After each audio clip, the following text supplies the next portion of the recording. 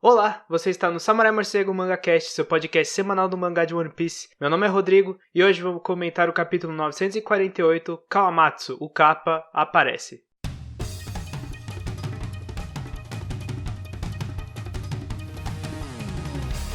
Mas antes, um recadinho. Pra quem não sabe, o Samurai Morcego MangaCast é o podcast semanal de One Piece, onde você vai encontrar os nossos comentários e teorias sobre o mangá de Eiichiro Oda. Toda segunda você vai poder ouvir o podcast no feed do Spotify ou no YouTube. Sua participação é muito importante no Samurai Morcego. Mande críticas, sugestões e recomendações para o e-mail samuraimorcego@gmail.com ou comente na versão em vídeo do podcast através do YouTube ou na conta oficial do Samurai Morcego no Twitter, @samurai_morcego. Ouça o podcast através do YouTube e do feed no Anchor.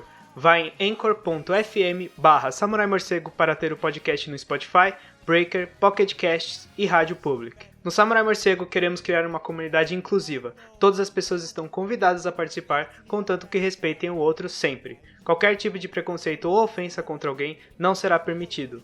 Os intolerantes também não serão tolerados. Dados os recados, vamos para os comentários do capítulo. Bom, essa semana a gente não tem aqui o Kalu para comentar junto, mas vamos seguindo aqui. Eu também tô um pouco melhor da voz do Gamecast dessa semana, né? Que eu tava um pouco gripado. Mas, enfim, vamos comentar sobre esse capítulo, que foi, né, bem interessante, especialmente, né, acho que a estrela do capítulo foi a apresentação, né, do Kawamatsu, o Kappa. Começando, né, o capítulo com um saldo positivo logo no começo, que é essa coisa de ter uma série de capas, finalmente, né? O One Piece, o Oda finalmente colocar uma série de capas. Essa série de capas, pelo que parece ser, é sobre a Chiffon, né? A filha da Big Mom, e o Capone, quando eles conseguiram sair da ilha de Whole Cake, e o que eles vão fazer, né? Na hora, eu achava...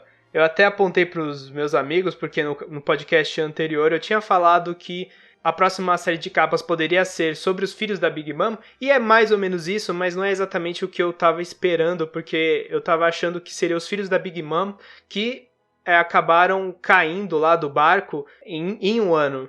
Então, assim, não é exatamente sobre eles, mas é sobre a Chiffon, que é uma das filhas, e o Capone, né, depois de todo aquele caos que aconteceu em Whole Cake, o que aconteceu com eles. Vai ser interessante, né, ver essa história, para onde que o Oda vai levar isso. Provavelmente isso vai ter uma conexão, né, no final, no mangá principal, mas eu fico muito feliz que finalmente a gente vai ter uma série de capas, porque eu tava com saudade, eu sei que o Kalu também tava com bastante saudade.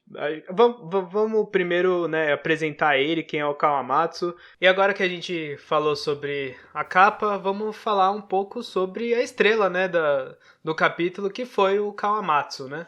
Ele é um dos 9 samurais, né, do Oden, né, que protegia ele, junto com Kinemon, Kanjuro, Raizo, a Kikunojo, né, o Kiko, e o Denjiro, né, que até agora não apareceu, mas o Kawamatsu aí foi revelado, né, ele estava preso naquela jaula, né, a gente só conseguia ver os olhos dele esse tempo todo, e ele finalmente foi solto, né, nesse capítulo, por todo aquele caos que estava acontecendo por conta da Big Mom e tudo mais, e toda a revolução aí que o Luffy tá causando, né? E eu acho assim que foi uma apresentação muito interessante, umas coisas que depois eu fui ler, né, que na hora assim eu não percebi, mas que ele além de ser um samurai, ele é um lutador de sumô, né?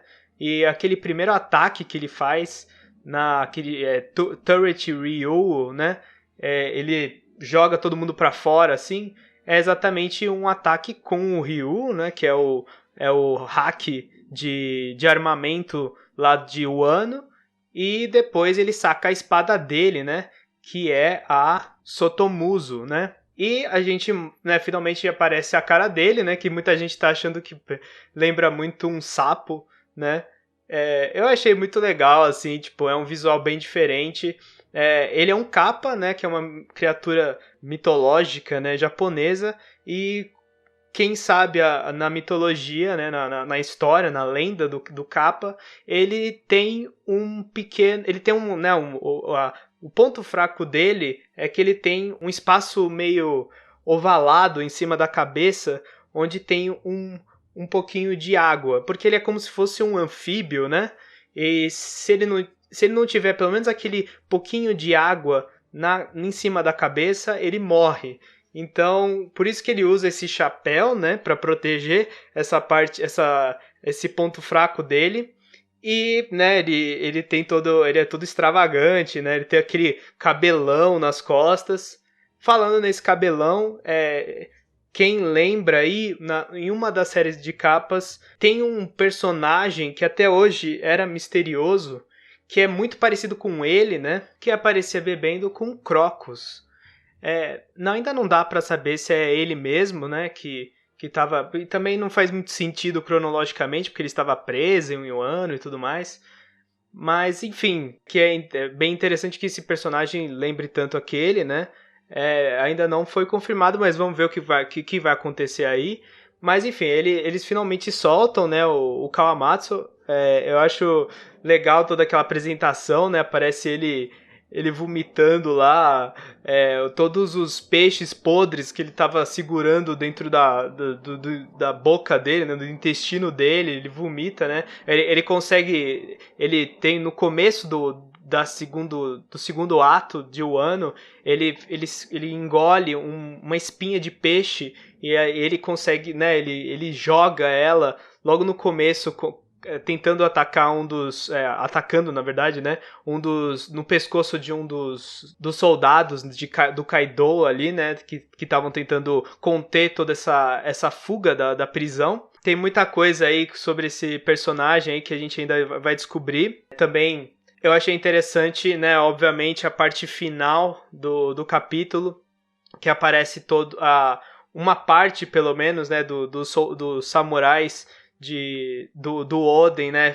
finalmente juntos. A gente tem ali a Kiko, né, o Kiko, na verdade, que a gente descobre nesse capítulo que é um homem, né, tem uma aparência feminina. Interessante essa colocação do personagem, né, e o Oda colocar um personagem que é um personagem trans, né, no mundo de One Piece. É óbvio que a gente já tinha os personagens lá, os Okamas, né, da ilha de Okama lá, da Ivankov, do Mr. 2, né, mas aqui a gente também tem esse outro personagem, né, que se coloca como um homem, né? Um personagem que é um homem que é uma mulher por dentro, né? Que se identifica como uma mulher. Então eu achei bem bacana também isso. Uma coisa que eu acho que é bacana também de comentar é como o Haki, ele tá sendo assim expandido nesse arco, né, com esse Ryo.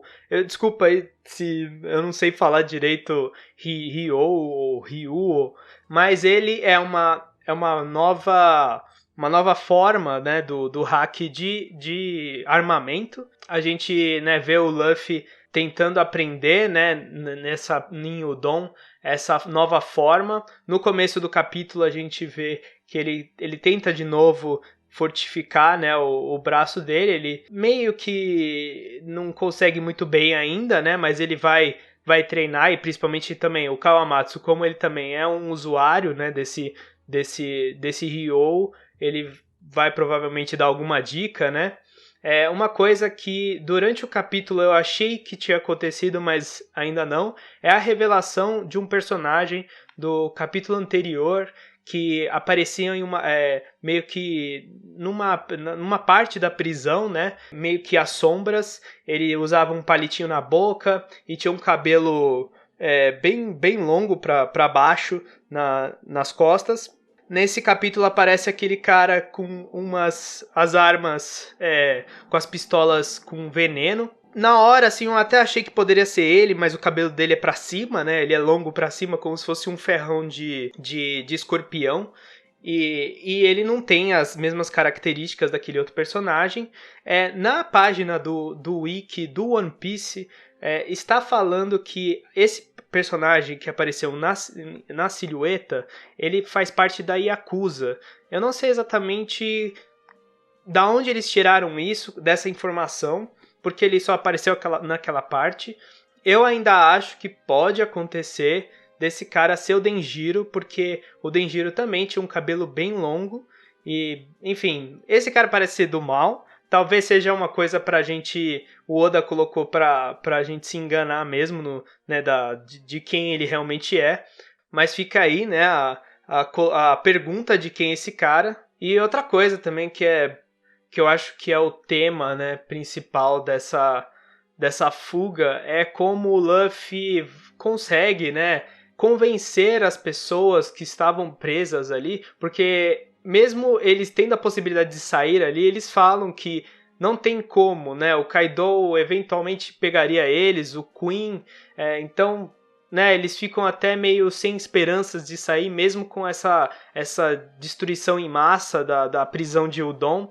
E eu acho interessante né, que durante todo o capítulo é quase uma forma de convencer esses prisioneiros de se rebelarem, né? No começo eles estão lá, eles estão chorando que eles não vão conseguir sair dali, e mesmo se eles saíssem, eles não iam ter comida, eles não iam ter casa para voltar, né? Que essa coisa dessa desolação do povo de Wano, né, por ter esse líder tão tirano, né, que sempre acontece nos arcos de One Piece, né, esse cara que, né, esse líder maligno, né, da ilha, que controla tudo, e em Wano principalmente, né, que fecha as fronteiras do país, e o Luffy tá ali pra tirar, né, pra mudar todo o status quo daquela ilha.